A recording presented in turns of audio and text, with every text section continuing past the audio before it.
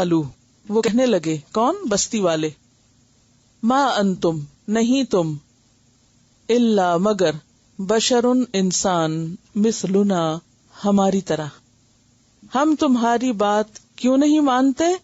کیونکہ تم ہماری طرح کے انسان ہی تو ہو۔ دوسری بات، وما انزل الرحمن من شیء، اور نہیں نازل کی رحمان نے کوئی بھی چیز، ان انتم الا تکذبون، نہیں تم مگر جھوٹ بول رہے۔ تو انتہائی تکبر کے ساتھ انہوں نے پیغمبروں کی بات کو جھٹلا دیا اور ان کو جھوٹا قرار دیا، اور کہا یہ سب باتیں تم خود سے کر رہے ہو، اللہ کی طرف سے نہیں آئیں۔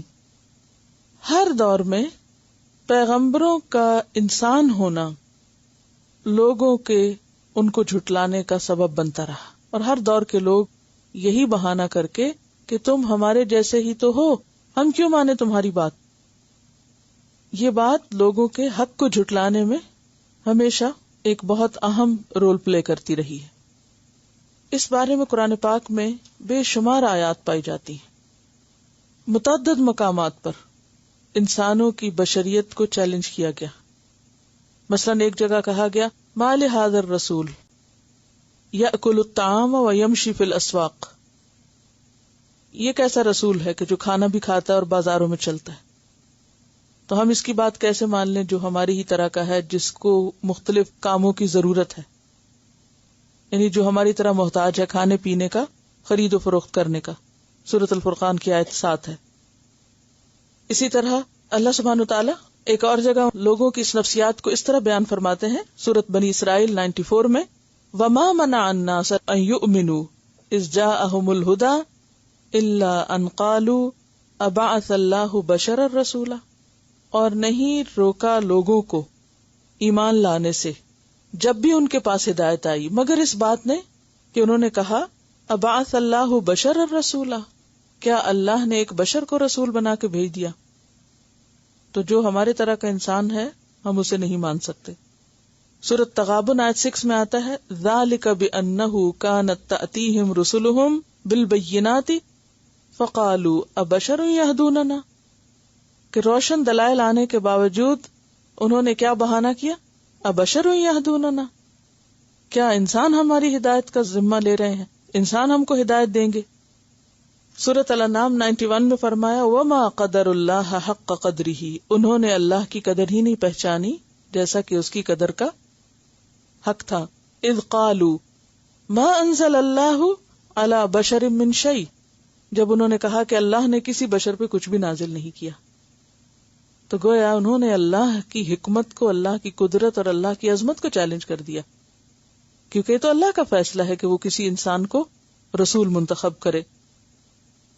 سورۃ ابراہیم آیت 10 میں آتا ہے، قالوا ان انتم الا بشر مثلنا، انہوں نے کہا کہ تم تو ہمارے ہی جیسے انسان ہو، تریدون ان تصدونا عما کان یعبد آباؤنا، تم چاہتے ہو کہ تم ہمیں ہمارے باپ دادا کے طریقے سے روک دو۔ فأتونا بسلطان مبین، کوئی کھلی دلیل لاؤ تو ہم مانے۔ رسولوں نے کیا جواب دیا؟ قالت لہم رسلہم ان نحن الا بشر مثلکم، کہ ہاں واقعی ہم تمہاری طرح کے انسان ہیں، ولکن اللہ یمن علی من یشاء، لیکن اللہ جس پر چاہتا ہے احسان کرتا ہے، بندوں میں سے جسے چاہتا ہے اپنے کام کے لیے چن لیتا ہے۔ ویسے عجیب بات ہے، دنیا کے باقی کاموں میں تو ہم کبھی اعتراض نہیں کرتے، مثلاً اگر ہم بیمار ہیں اور کسی ڈاکٹر کے پاس علاج کے لیے جاتے ہیں تو یہ نہیں کہتے کہ تم ہمارا کیا علاج کرو گے، ہماری ہی طرح کے انسان تو ہو۔ اگر گھر میں کوئی چیز خراب ہوتی ہے اور آپ ٹھیک کرنے کے لیے بلاتے ہیں کسی کو، تو اسے یہ تھوڑی کھڑے ہو کے کہتے ہیں کہ تم بھلا کیا ٹھیک کرو گے، ہماری طرح کے انسان تو ہو۔ کسی کو بھی ہم یہ نہیں کہتے، لیکن چونکہ ہدایت کی بات لوگ قبول نہیں کرنا چاہتے، لہذا ان پر اللہ کی طرف سے جو رہنمائی آتی ہے اس کو ماننے سے انکار کرتے ہیں اور کہتے ہیں ہماری طرح کے انسان ہو، تمہاری کیا خوبی ہے اور تمہاری کیا برتری ہے اور تمہیں ہم کیوں اہمیت دیں۔ اور اس طرح پیغمبروں کی خاص علامات ہوتے ہوئے بھی، یعنی جس طرح ہر پیشے والے کی خاص علامت ہوتی ہے نا، اس سے پہچانا جاتا ہے، تو پیغمبر بھی اپنی قوم کے پہچانے ہوئے افراد ہوتے ہیں. وہ ہوتے انسان ہیں مگر عام انسانوں سے اپنے اخلاق میں، کردار میں، اپنی باتوں میں اور جو کچھ وہ پیش کرتے ہیں اس میں بہت مختلف ہوتے ہیں. فرق صاف پتہ چل رہا ہوتا ہے، لیکن چونکہ وہ چیز ماننا نہیں چاہتے جو وہ لاتے ہیں، لہذا کوئی بھی بہانہ کر کے ان کو جھٹلا دیتے ہیں اور پھر آپس میں بھی سرگوشیاں کرتے. وَأَسَرُّ النَّجْوَ الَّذِينَ ظَلَمُوا هَلْ هَذَا إِلَّا بَشَرٌ مِثْلُكُمْ أَفَتَأْتُونَ السِّحْرَ وَأَنْتُمْ تُبْصِرُونَ.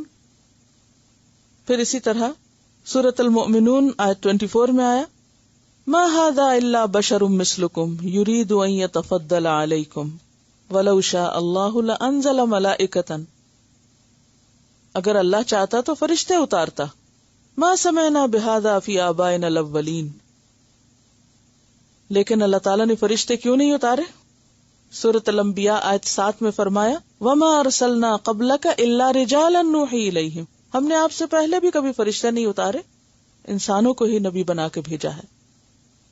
اور بنی اسرائیل میں اس کی مزید وضاحت فرمائی کہ چونکہ زمین پر انسان بستے ہیں اس لیے پیغمبر بھی انسان ہی ہیں.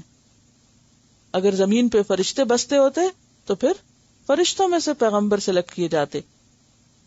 قُلْ لَوْ كَانَ فِي الْأَرْضِ مَلَائِكَةٌ. کہہ دیجیے اگر زمین میں فرشتے رہتے بستے ہوتے، یمشون چلتے پھرتے ہوتے، مطمئنین اطمینان سے، لَنَزَّلْنَا عَلَيْهِمْ مِنَ السَّمَاءِ مَلَكًا رَسُولًا. تو ہم بھی ان پر آسمان سے فرشتہ رسول بنا کے اتارتے. تو چونکہ انسانوں کو اپنے جیسے انسانوں کے طریقہ کار سے زیادہ رہنمائی مل سکتی ہے، اس لیے اللہ نے اپنی حکمت کے تحت انسانوں ہی کو رسول بنا کر بھیجا. اور یہ بات ہر دور کے انسانوں کے لیے ہدایت کے راستے میں رکاوٹ بنی رہی. اگلوں پچھلوں کی نفسیات ایک ہی تھی. قالوا ما انتم الا بشر مثلنا.